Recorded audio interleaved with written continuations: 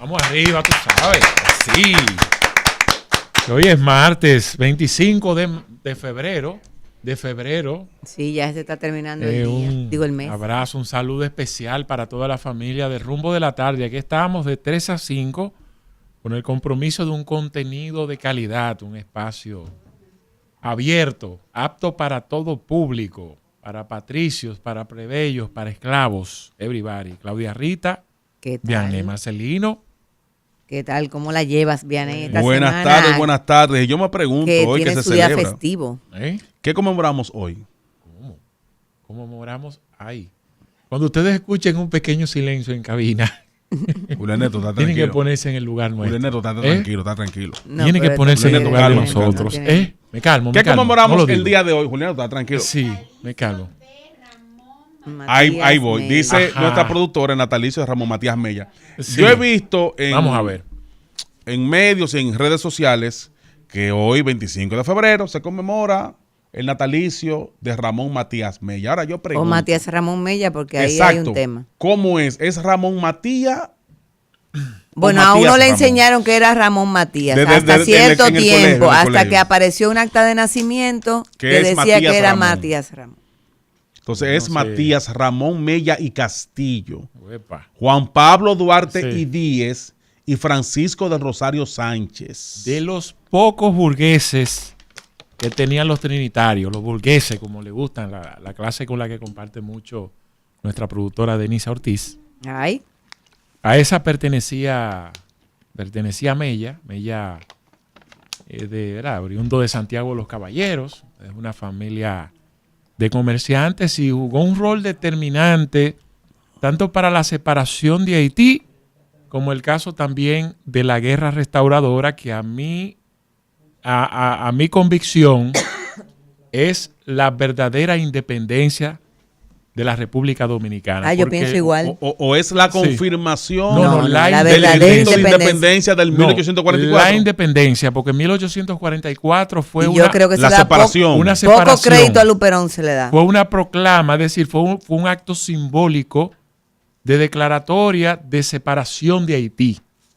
Pero lo que consolidó nuestra independencia se llama, para mí, guerra restauradora.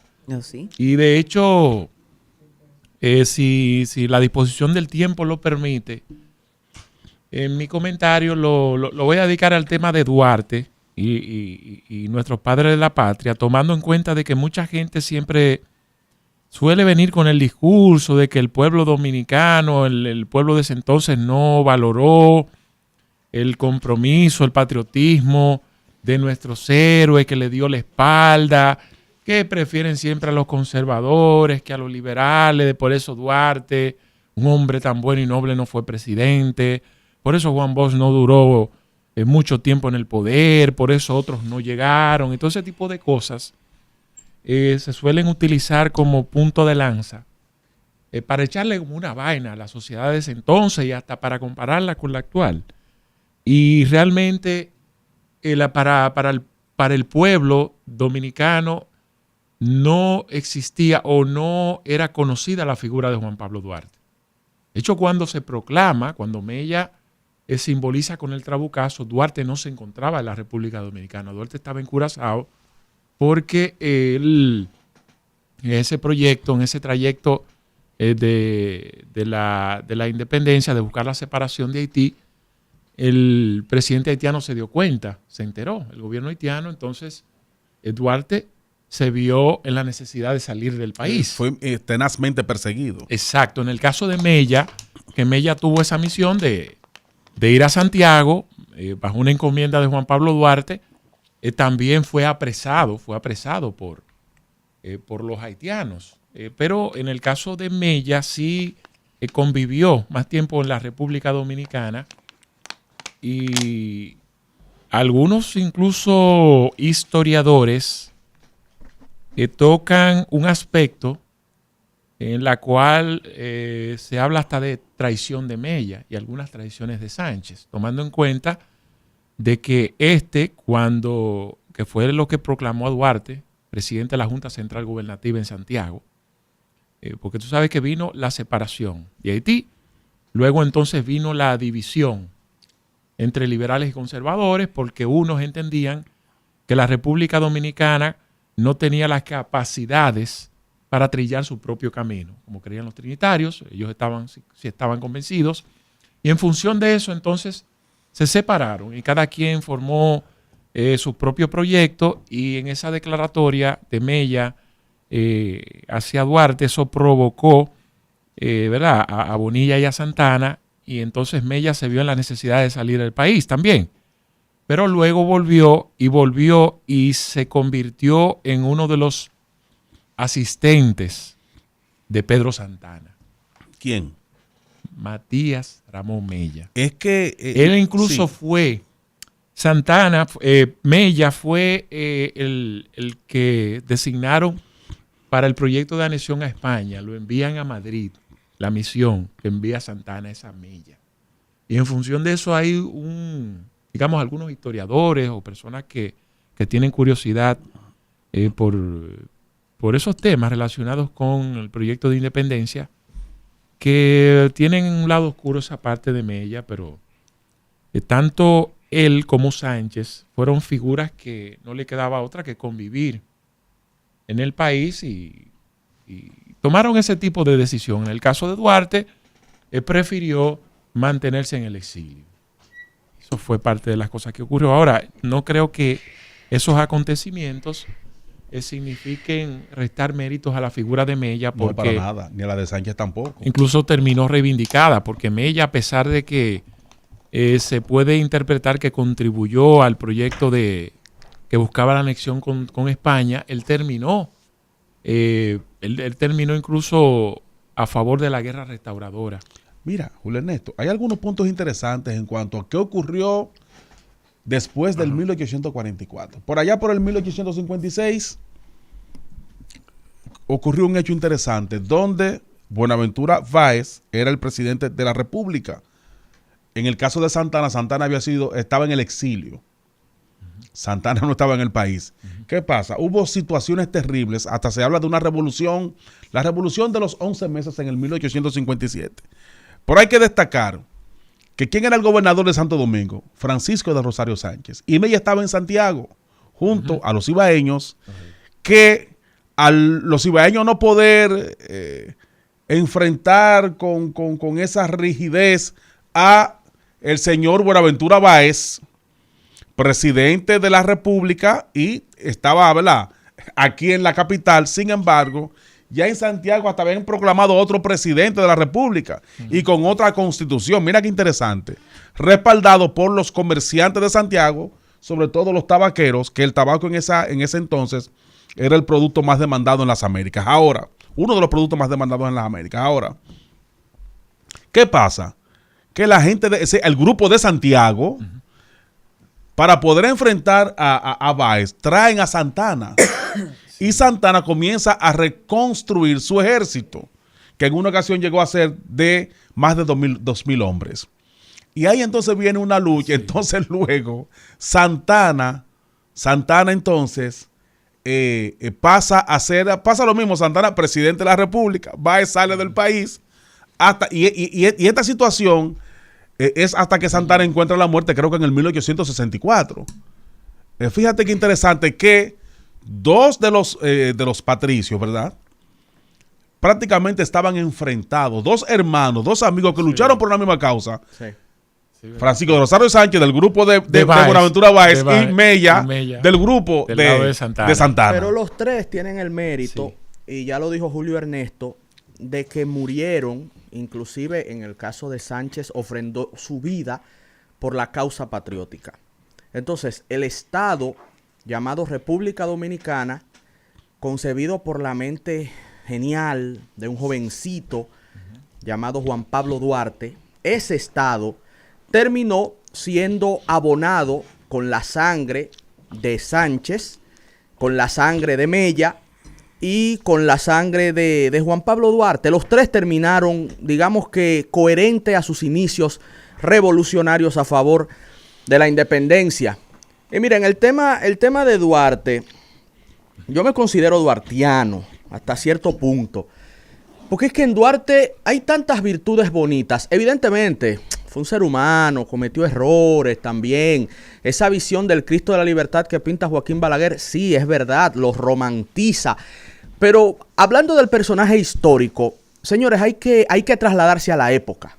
O sea, en un momento como el año 1828, cuando Juan Pablo Duarte sale a ese viaje de estudios, que es donde los historiadores consideran le cambia la cosmovisión a ese jovencito que es, digamos, que heredero de una cultura vinculado a los catalanes por un tema de su herencia, ¿no? De sus padres. Juan Pablo Duarte sale del país en 1828 y a todos nos enseñaron en primaria que cuando él sale en ese barco, le dice el capitán del barco, estoy recordando, ¿verdad? Así me corrigen algunos hierros, pero el capitán del barco le dice, hey, tú eres haitiano. Recuerden que en ese tiempo estábamos dominados por la ocupación haitiana. Y Duarte, un jovencito fogoso, ¿no? Liberal para los estándares de la época, le dice, no, yo soy dominicano. Y el capitán le responde, ¿qué dominicano? ¿De qué tú me estás hablando? Si ustedes no han tenido el valor de liberarse del yugo de sus opresores. Entonces ahí Duarte se sintió avasallado, se sintió humillado y hasta cierto punto se sintió despojado de razón, porque no tenía una nacionalidad. Y de tener una nacionalidad era la nacionalidad del Estado haitiano. Entonces, a partir de ahí, de esa humillación, de esa vergüenza de ese joven, cuando él va a estudiar a Estados Unidos, cuando él va a estudiar a Francia, Duarte fue testigo de la revolución de 1830 en París. Y esa revolución, también de orden liberal, Duarte la asumió y entendió que sí, que el pueblo dominicano tenía capacidad de autogestionar su destino como nación, como pueblo y como Estado. Señores, en ese momento, concebir eso era verdaderamente osado y revolucionario. Esa es la gloria de Juan Pablo Duarte. Y tener el valor de volver a República Dominicana a conformar células organizadas para una separación de Haití, que en la concepción de Duarte era en busca de la independencia. No nos confundamos. Estaban los pro-franceses, estaban los pro-estadounidenses, estaban los pro-ingleses, pero Duarte y los trinitarios... Y los pro-España también. Y los pro-España. Pero Duarte y los trinitarios eran una minoría soñadora y romántica que pensaron que sí. Pero tú sabes una cosa, que podíamos ser independientes. A veces la gente eso es grande para esa tampoco época. Comprende. Esa es la gloria de Juan Pablo Duarte. La concepción haitiana de la libertad, porque también en ese entonces, ¿de dónde nace Haití? Bueno, de un grupo de esclavos que se fue para allá, que venían de diferentes zonas, porque a todo esto tuvieron que lidiar con, no eran todos de un mismo grupo, de una misma cultura, era de diferentes zonas, y que ellos entendían que ellos estaban liberándose de esos blancos europeos y querían liberar la isla completa. Y realmente entonces, se estaban liberando de sus opresores. Sí, es cierto. Lo que pasa es que quienes, como se mandaba en esa época, también, o sea, su jefe era un dictador. Ellos pasaron de ser de manos de un dictador, de una dictadura extranjera a una dictadura local. Entonces, imagínate esos criollos españoles, que a fin y al cabo son los orígenes de Duarte, de esos criollos españoles, claro. Se sentían que caramba, no somos ni de aquí ni de allá, porque hacía tiempo que ellos ya habían empezado a crear una identidad propia aquí en esta isla, pero que a la misma vez tampoco compaginaban con ese grupo de personas que en su entender habían creado un país entero de la isla completa. Y ahí es por eso es que cuando el haitiano te cuenta la historia de ellos, dicen, no, pero que ustedes eran parte de nosotros. Es verdad, éramos, pero ya eso pasó. Fuimos en un momento dado por un asunto distinto, pero ya eso... Sí, de hecho, Claudia Rita, lo que dijo Ernesto y lo que tú explicas, Duarte tuvo mucha razón cuando él decía, yo soy dominicano.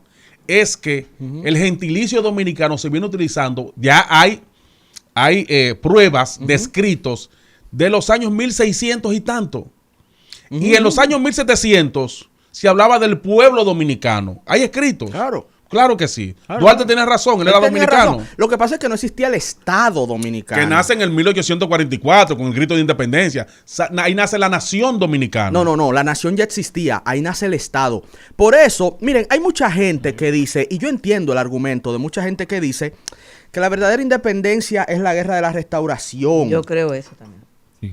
Bueno, no, qué interesante. Igual también, estamos hablando de eso. Yo no estoy de acuerdo. Esa es la guerra de la restauración. Eso es la confirmación, pero la verdadera independencia. Lo que pasa es que es la que se celebra el próximo jueves. No, Juan Bosch lo explica bien. Juan Bosch explica. Lo que pasa con la restauración es lo siguiente: es que fue una sublevación popular en donde se reafirma la conciencia de la identidad nacional. Eso es verdad. Eso es verdad. Si lo vemos desde ese punto de vista, ok, sí, fue la verdadera guerra independentista. Lo del 44, y sobre todo los sectores conservadores, los sectores de poder, lo que buscaban era la separación. Entonces se llegó a un punto de entendimiento que Duarte fue también genial, logrando ciertas alianzas coyunturales en donde, ok, aquí todos estamos de acuerdo en separarnos de Haití. Un grupo quiere separarse para luego ir para España. Un grupo quiere separarse para regalarle la patria a Estados Unidos. Un grupo quiere separarse, estoy usando un vocabulario bien a propósito, ¿no? Para regalarle la patria a Francia. Pero los trinitarios eran esa minoría de élite, evidentemente. Usualmente los grandes procesos sociales son impulsados por las élites, eso es normal, porque tienen la capacidad de pensar. La mayoría del pueblo era analfabeta en ese entonces.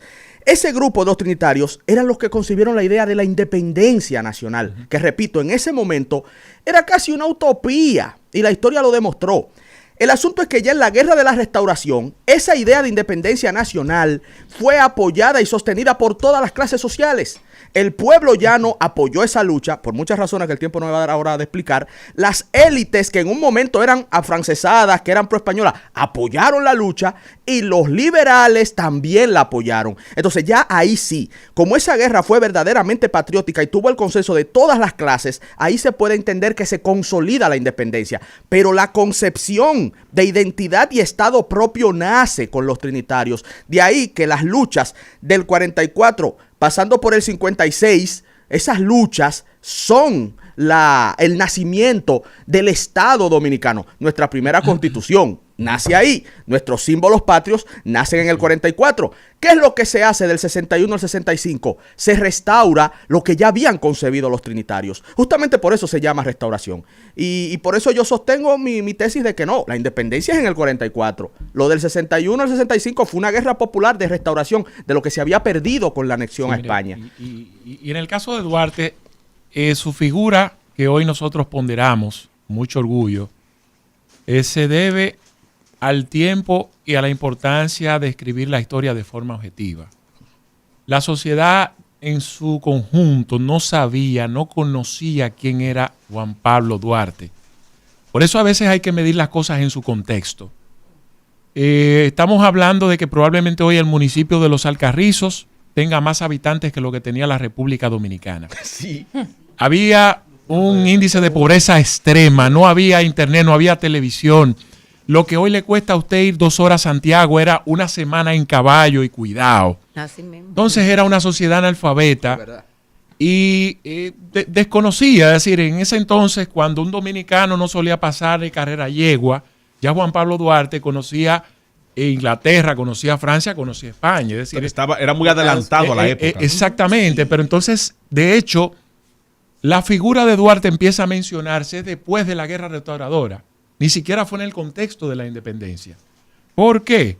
Porque a un militar ya empieza, se le ocurre, desde el Estado, empezar a recordar el primer año que nos separamos de Haití, que fue en 1844. Es decir, estamos hablando que se empieza a mencionar la figura de Duarte y de Sánchez 23 años después de proclamada la independencia.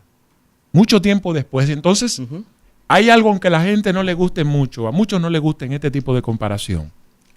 El cristianismo, ¿qué es lo que le da la categoría? Eso era una secta, era un grupo de individuos. Pero cuando lo asume Constantino y el Imperio Romano, le dice, miren, iglesia, ustedes se van a constituir ahora mismo en una religión. Empezó a construirles templos y todo. Eso le dio una categoría que hoy la convierte en la principal religión del mundo, es decir, la de mayores fieles. Sucedió algo similar, con la figura de Duarte y los padres de la patria. Ahí con el Islam.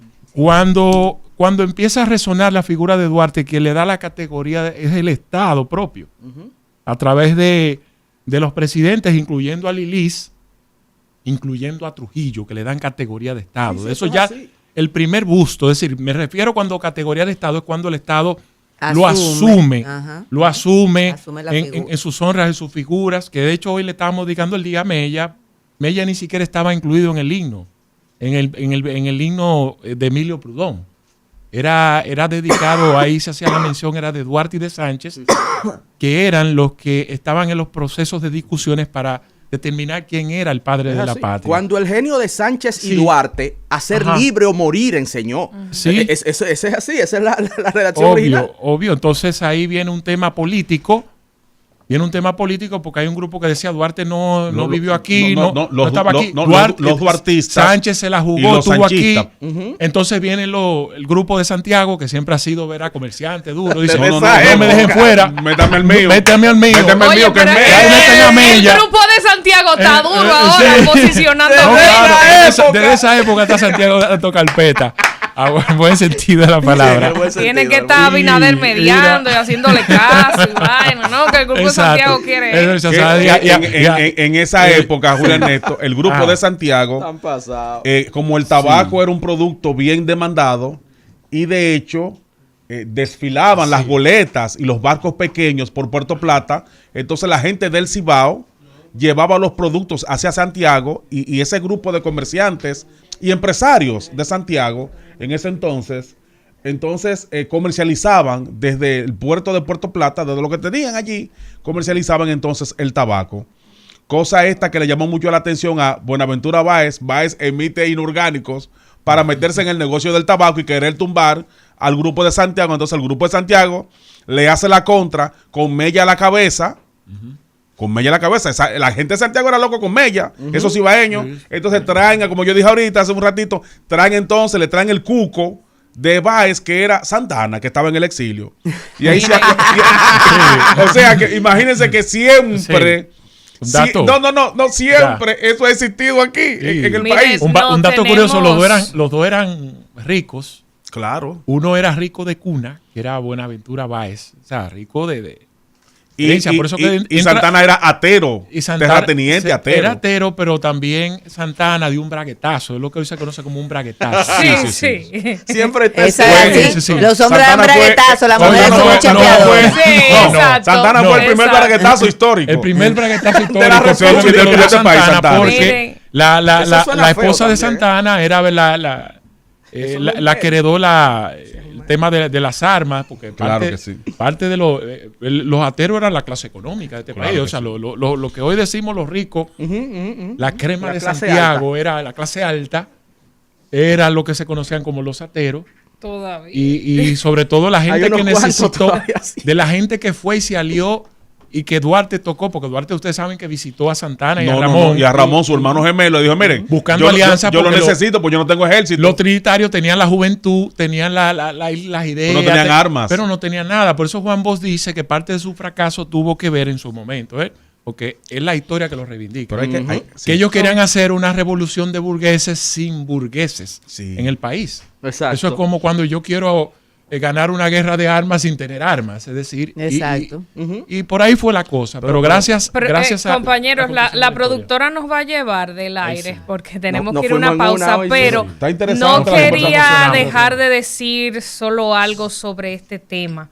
Y es que es necesario que en nuestras escuelas y que en nuestros colegios se siga enseñando la historia dominicana, se siga rindiendo honor a nuestros patricios, se siga hablando de todas las personas que han aportado para la construcción de la República, tal como se hacía cuando yo era pequeña. Parte importante de mi formación, pasé por diferentes colegios, pero parte importante de mi formación fue en el colegio Escuela Nueva de doña Pura Sánchez, que en paz descanse ahora, su hija Karina, pues es la persona que tiene las riendas del colegio. Marel Alemani pues se ha dedicado a otros temas, es el otro hijo de Pura Sánchez, y es un colegio que me enseñó mucho, que nos enseñaba los himnos, que se preocupaba porque aprendiéramos, y ahora que todos queremos tener a nuestros hijos en colegios bilingües para que se defiendan mejor en la vida y en este mundo globalizado, creo que la tarea más importante es que, aunque le enseñemos a nuestros hijos todas estas cosas que son de fuera, también preservemos nuestra identidad, nuestra historia y nuestra cultura. Que no pase que uno vaya con un micrófono y una cámara a las calles a preguntar y nadie sepa quiénes son los padres de la patria. Vale.